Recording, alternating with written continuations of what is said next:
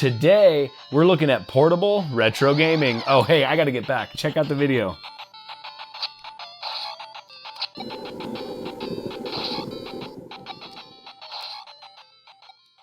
It's no secret that I like games. In fact, I probably like games a little too much. I have to be really careful before I start a game because I can blow a day playing GTA or CSGO without even thinking about it. I've got Steam running on my Linux system and I have almost all of my Windows games running just fine. However, even though these modern games are great, I still keep going back to the vintage games, the retro games from my childhood. You know, CSGO is great. However, Mario 3 is pretty cool too. So a while ago, I built a retro gaming system based on the Raspberry Pi 4. I'll go ahead and tag that video here so you can check it out if you'd like. In that video, I used a RetroFlag case that mimicked the old NES box, and it was an extremely high quality case. However, it had one downside. When you're playing it, you're stuck where you are. You aren't going anywhere with it.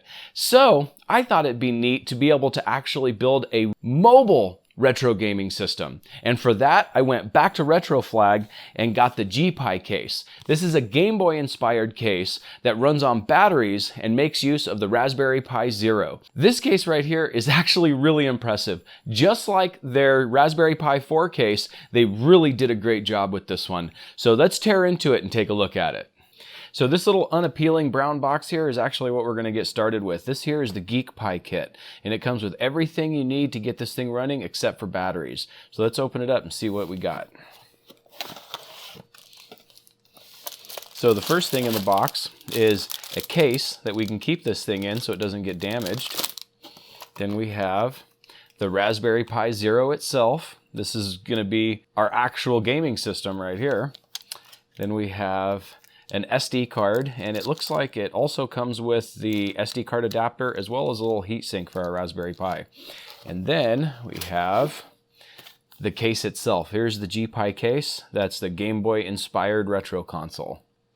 So we're going to set this aside here, and then we also have, it looks like, a little RetroFlag bag that we can keep our G-Pi case in. The only thing else that we have in the box is, looks like a little business card from GeekPi.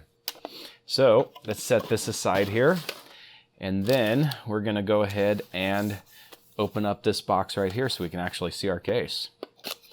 Okay, inside of here we have a screwdriver with some screws, a USB cable. This actually fits the DC jack in the side of the G-Pi, so you can actually power this thing without batteries if you wanted to. And then here we have the case itself.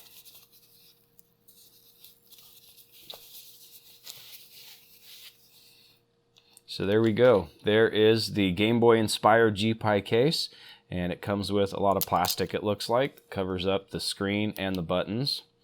I'll go ahead and pull that off now. And there we go. It's actually a really nice looking device. And the Raspberry Pi Zero actually sits in the cartridge slot in the back right here, but we'll get to that in a minute. What else we have in the box is instructions here on how to actually set everything up.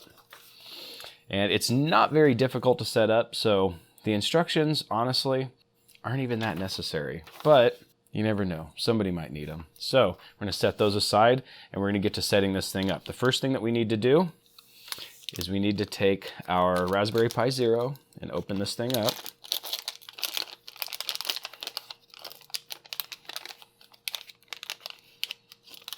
This is definitely a tiny computer right here. This thing is about the size of my thumb. It's actually amazing that they're able to fit that much into such a little bitty package. Truly is impressive. All right, and then what we need to do is pull the cartridge out of the back of the case itself. And then this cartridge, if you open it right at the bottom right here, you can pull it open. And this has your PCB that allows it to plug into the case itself and the rest of the clamshell case.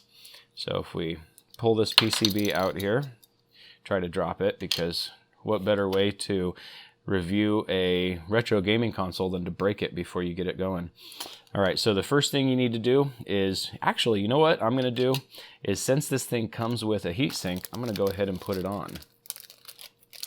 I don't know that a heatsink is really necessary, but it comes with it, so we might as well use it.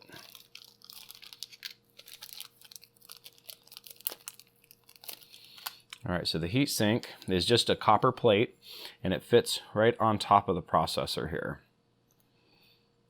So what we're gonna do is pull off this little conductive sticker that it has on the bottom here.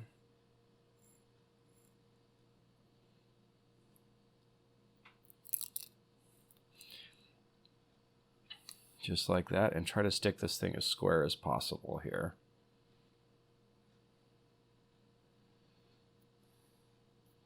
And there we go, there's our heatsink installed. And now we're gonna take this thing here, and we wanna plug this PCB. This PCB is actually what connects to the Raspberry Pi Zero and allows it to communicate with the rest of the case. This is how the monitor works, and this is how the actual controls on the console itself work. And the way it communicates is through two different ways. It has an HDMI cable right here at the very top that plugs into one of your HDMI ports, and it also has these little spring-loaded pins right here, and these little pins actually connect to the GPIO ports on the Raspberry Pi Zero. Now, the Raspberry Pi Zero that you use in this kit can't have the GPIO header on it. It has to be one of the ones without the header. So if you have one with the header, you can either desolder the header from the Raspberry Pi Zero or just buy one that doesn't have the header. These things are really cheap, so it'd honestly be easier to buy another one than it would be to desolder the old header. So what we need to do now is flip this thing around and plug it into the HDMI port, and then we want to fit it inside of the case here. And what I would do is, you have these little copper standoffs right here, and you want to get the Raspberry Pi Zero to fall down through those standoffs. So you just set it just like this.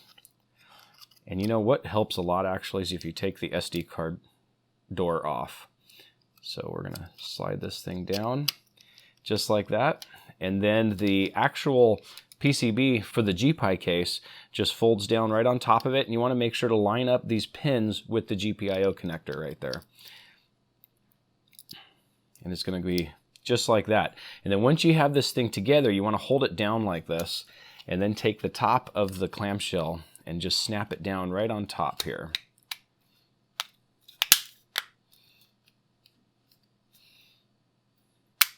And it fits really tight. And this is one of the things that the screws are for. You need to actually screw this thing down because it won't function without the screws in it. Oh, one thing that I forgot is to put the SD card door back on. So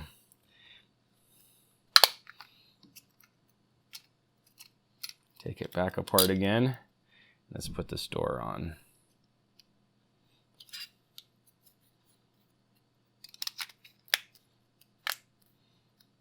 All right. There we go. So now we're going to go ahead and attach the screws.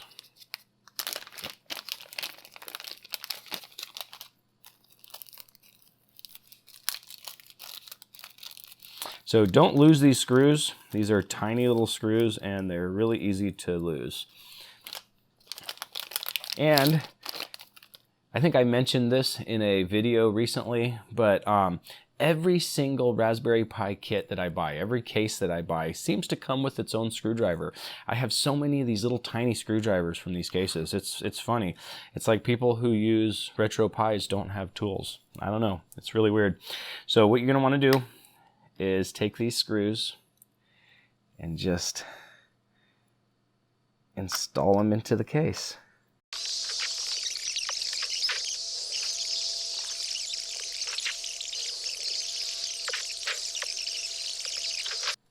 And there we go. That's all it takes. Okay, now we need to put the SD card into the Raspberry Pi Zero. Now, for this video, I'm actually not going to go through how to set up the operating system, but I will have a video in the future that will actually go through step by step on how to set this up. So what I've got is I have an SD card here that I already have the RetroPie installed on. So we're going to slide this thing in. Close this little slot right here, this little door right here. And the nice thing about this, you can always change your SD card just like any other Raspberry Pi if you have different operating systems that you want to run on it.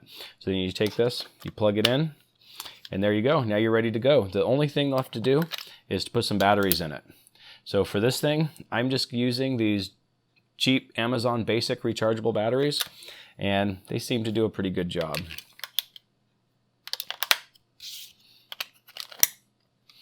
And now that it's put together, we hit the power button, and it should boot into RetroPie.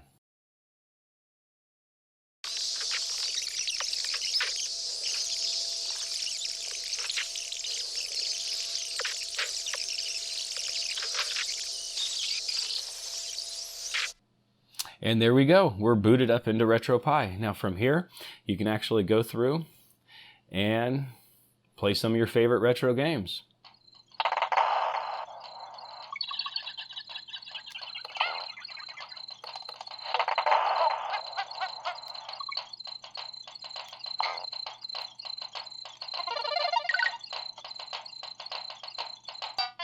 So this device will definitely play anything that a Raspberry Pi Zero would normally play.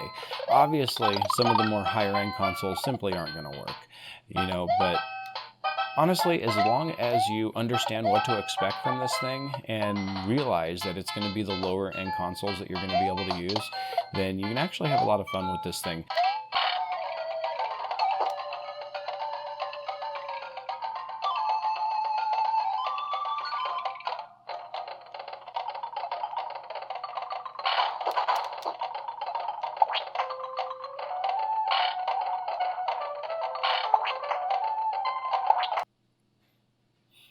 I don't care what you say, but this right here is the best Tetris game they ever made.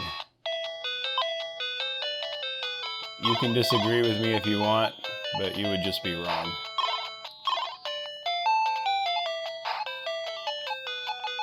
I didn't say I was good at it. I just said it was the best version of Tetris made.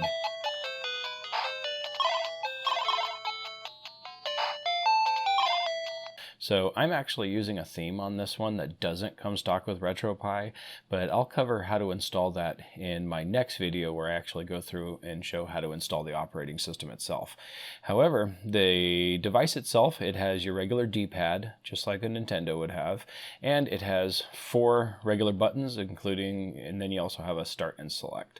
And then on the back, you also have your L&R style buttons. Now these buttons, you can barely see them here, and actually they're kind of hard to feel while you're playing. I've seen actually people mod this thing and put buttons that protrude better into it, but as long as you know what you're looking for, they're usually pretty easy to find. My biggest gripe that I've had with it is the D-pad is actually really uncomfortable. I've literally worn my thumb out working this thing. It's got really sharp edges, and as well as the fact that it actually gives false clicks sometimes. Sometimes when I push down, it actually hits right. And I'm not the only one reporting that. There's a lot of people saying that, so it must be an inherent problem with the device itself. I have actually seen people modify this thing and put a different D-pad in it, and that might be a modification that I'll do in the future. On one side of the device, you have contrast, so you can change your contrast of the screen, basically make the screen brighter or darker. And then on the other side, you have a volume rocker that you can use to turn up or turn down the volume on the device. The volume on this thing is actually really loud. And on the bottom of the device, you actually have a 3.5mm earphone jack. So if you don't want to annoy everybody else with the loud audio coming out of this thing, you can always plug earphones into it if you want to. And then on the top, obviously, you have your power switch. The battery life in this thing is absolutely amazing. These batteries right here these are just cheap Amazon basic style batteries, and these things lasted me several hours, and I don't have any qualms with the battery life itself. I do know that there are many people that actually go through and they will do upgrades to the batteries on these things to regular lithium-ion style batteries, or a lithium-ion style battery pack with a charger circuit and everything on it. And honestly, I just don't see the necessity. This thing actually works really well the way it is. It would have been nice to have an HDMI out and maybe even an external USB hookup on this thing, because setting it up is actually quite difficult. Obviously, you don't have a keyboard, and without a keyboard, you know, it's kind of hard to type certain things. And so that's why I'm actually going to do the operating install in a completely different video, so I can actually go through and show you the tricks that it took to install RetroPie on this thing. So other than that, it's a really neat console. I'm really enjoying it. I've spent hours on it already, playing tons of different games, checking out how everything works. And I'm actually really pleased with the performance. It performs as good as any other Raspberry Pi Zero retro console that I've tried. And that is my take on the GPie case. This thing here is an amazing little portable retro gaming console. This thing actually does a really good job playing some of the lower end retro games like Nintendo, Super Nintendo, pretty much all the Game Boys. I have everything from the original Game Boy to the Game Boy Advanced, and they all seem to work really well. My only gripe with this thing is the D-pad. Honestly, there are people out there, there's literally an Etsy ad right now of people 3D printing new D-pads for this thing that are supposed to work a lot better. So I know that you're capable of making a good D-pad, RetroFlag. So if anyone from RetroFlag is watching this, then please redesign this gamepad, and I'll actually buy another one of these if you have like a revision 1.2 with a new D-pad, because this D-pad fails on me at the worst moments. And honestly, it's the only gripe I've had with this thing. The battery life is amazing. The thing lasts for several hours of straight gameplay with no problem at all. And the screen, it's a little small, but honestly, it's also fits in your hand. So, you know, you have to make do with what you have to make do with. And it's a good size in proportion of the device itself. You know, if they made the screen any bigger, they'd have to make the device bigger. And honestly, this thing fits in your hand really well.